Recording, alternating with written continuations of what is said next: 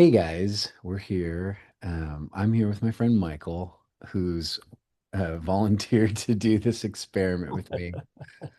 Um, Looking for more expression in these readings. Like you can just read what I wrote, and but I wanted the reading of it to be more alive, and I've had this desire to read it to an actual person that I care about.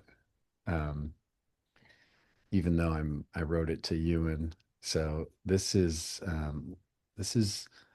letter 19, and the title is I've Come for the Wildlings. And Hmm. I read a little bit of it as I told Michael we were going to do this, but this is fresh for me too. Okay. Dear Ewan, I just got done with a coaching call where circling was causing as much harm as good. Hmm. There's a way where circling becomes a lot of extra things when done in the wild.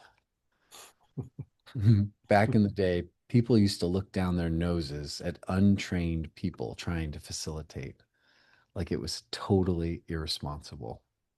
I fucking hated it. Circling was invented in the wild, and I didn't understand why people weren't trusting other people to live through the same mistakes they would have had to make it through. I started the hot tub circle. It's where we flow without any specific leader and kind of sink into a warm place together merely by sharing and noticing. It was so fun. It Hmm. felt like we were getting away with something while creating it. We didn't need permission to love. When the politics between the schools ramped up, I told leaders of the different schools to offer discounts to graduates of other schools. Just let people flow between everybody, and then everybody will flow where they fit. Unanimously rejected. So fuck them. I'm going to empower choice. So every time I met a wildling, I would let them know that the trainings were cool and kind of invaluable, but that they, the wildling, were punk rock for not waiting around to live the lives they wanted. Wildlings always have grit. Wildlings often have an allergy to being coached. Wildlings live art. And like my last mentor, Voldemort, once said, you can tell the difference between a trained and an untrained artist.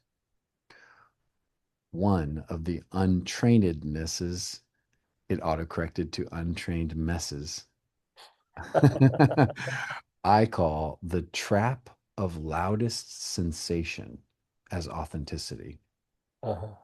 Person A, I feel fear. Person B, hearing that, I feel fear.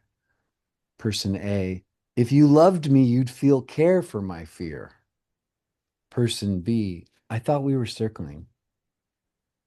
Ouch. Iterated 1,000 times between two people trying to build something in love. It's one of the most tragic ouches I've seen. At the beginning, What's the tragic ouch? it's this, it's this like we say we're circling, and then people have these like rules built into their mind about Yeah, what that means. right. And so one person will say something vulnerable, Yeah. and then they have this little kind of meaning in place. And then the other person thought that they were just circling. So that when just circling usually translates to we're plain noticing. Mm-hmm. Mm-hmm. And so they go to just automatically pick like their loudest feeling without Uh-huh. looking at like the context. Oh, this person like just revealed something Yeah. that was like hurting. Yeah. And I just Yeah. kind of responded with my experience instead of just dropping all that care and the Right. knowing that we're building something. Right. Right. It's too myopic. They're too focused on just this one thing. Right.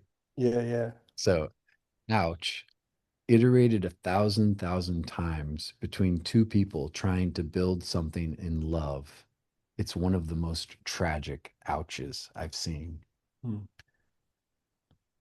At the beginning of learning circling slash relatefulness, we teachers stress mindfulness and presence, and we embed a value for accuracy in the practice. I'm just doing the practice. I'm just saying how I feel. With some new clients and a lot of my clients, when the being together's emergence doesn't arrive in the allotted time, we all know I'm going to say something to close it out, something solid. I said X, that's like a my, fake name for a client. I said, X, do you know what you can do here? X. No, I'm saying what I'm feeling, which is what I'm being asked to do, and it's hopeless. I have no idea what I can do. Me. This is where circling can lead us astray. We're not just noticing something, we're building something. You do not have to limit yourself to the loudest thing in your awareness. You feel fear, hopelessness, and you said underneath it all, you could feel your love for why. Y is his partner. Oh, You are allowed to build with that. You are allowed to say, I feel my love. I feel my softness. Yes, there's fear and annoyance and hopelessness, but I'm standing in my love and softness. And I will stand here until you feel safe enough to come close.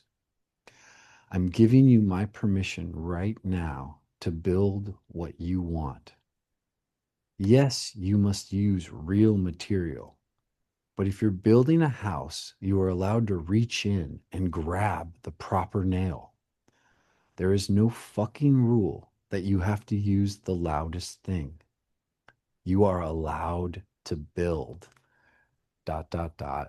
And then Y jumps in with, Bloss, uh, we're out of time and we have to be at meetings, she said tenderly with mm, brightness and softness in her eyes. mm, I was so lost in my rant that I had kind of blanked out.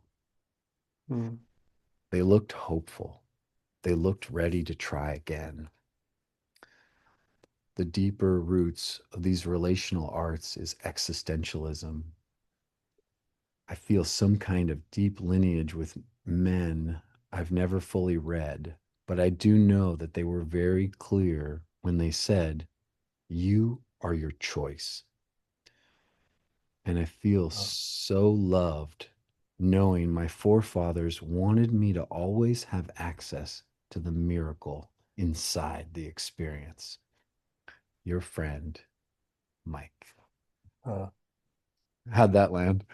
Can you say the last part, the miracle inside the experience? Yeah. Could you? Yeah. So Well, it's like, it's something like so it started with the deeper roots of these relational arts is existentialism. And so existentialists, like, I don't think they have a fucking conference or anything, but like in general, one thing, they're all afraid of death. They're all aware of that. But yes. the part that they really seemed to hone in on was like, we we can't be our experience. Like if we're our feelings, there's this huge, my body's shaking. There's this huge loss when like we mistake our feelings for the self, Uh-huh. because then we're just like our base understanding is like already wired into a story. So like associating with this, this is like a sloppy way to say it, but like associating with ourself as choice, and like a true choice as being like a miracle. Like there's an Oh, argument you've had with John a uh-huh. million times, and then like the one moment where you're like, I don't want to do that again. Yeah. I want to do anything different. Yeah. You seeing that and then doing something different, Right. I call like a miracle, at least Yeah. a parent one. Yeah. And we're whatever thing can engage with the miracle. Mm-hmm. Mm-hmm. Yeah. There's a psychology writer that would call that relational heroism. Ah, When you're able, like the feeling is so, you're in it, or you're, right, and that feeling wants to be for you to be consumed by it and to do what it wants, right, and to then decide, even though every fiber of my being perhaps wants me to do X, I do Y. right. Yeah. Yeah. Okay, I'm going to Uh, close this right there because that's like perfect and it's exactly what I wanted.